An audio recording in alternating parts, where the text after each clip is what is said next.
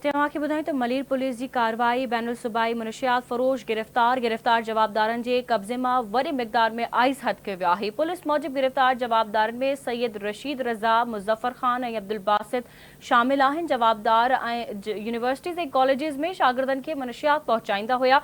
Police मूजिब गिरफ़्तार जवाबदार अॻु बि जेल वञी चुका आहिनि। मुनशियात फरोशनि जे साथियुनि जी गिरफ़्तारीअ लाइ छापनि जो सिलसिलो जारी आहे। पुलिस जो चवणु आहे त जवाबदारनि ख़िलाफ़ मुनशियात एक्ट तहत केस दाख़िल करे जांच कई पी वञे। ब्रेकिंग न्यूज़ अवां सां शेयर करे रहिया आहियूं। मलीर पुलिस जी कार्रवाई बैनुल सूबाई मुनशियात फरोश गिरफ़्तार कया विया। गिरफ़्तार जवाबदारनि जे कब्ज़े मां वॾे मिक़दार में आइस हथ कयो वियो आहे। पुलिस मूजिब गिरफ़्तार जवाबदारनि में सैयद रशीद रज़ा, मुज़फ़र ख़ान ऐं अब्दुल बासित शामिल आहिनि। जवाबदार यूनिवर्सिटीज़ ऐं कॉलेजिस में शागिर्दनि खे मुनशियात पहुचाईंदा हुआ।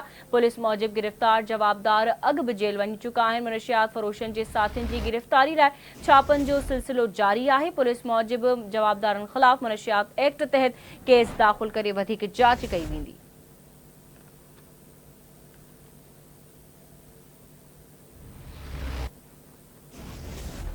एक भेरो ॿीहर अहम ख़बर खां आगाह करे रहिया आहियूं। मलीर पुलिस जी कार्रवाई बैनुल सूबाई मुनशियात फरोश गिरफ़्तार कया विया आहिनि। गिरफ़्तार जवाबदारनि जे कब्ज़े मां वॾे मिक़दार में आइस हथ कयो वियो आहे। पुलिस मूजिब गिरफ़्तार जवाबदारनि में सैयद रशीद रज़ा, मुज़फ़र ख़ान ऐं अब्दुल बासित शामिल आहिनि। जवाबदार यूनिवर्सिटीज़ कॉलेजिस में शागिर्दनि खे मुनशियात पहुचाईंदा हुआ। पुलिस मूजिब गिरफ़्तार जवाबदार अॻु बि जेल वञी चुका आहिनि। मुनशियात फरोशनि जे साथियुनि जी गिरफ़्तारीअ लाइ छापनि जो सिलसिलो जारी आहे। पुलिस मूजिब जवाबदारनि ख़िलाफ़ मुनशियात एक्ट तहत केस दाख़िल करे वधीक जांच कई पई वञे।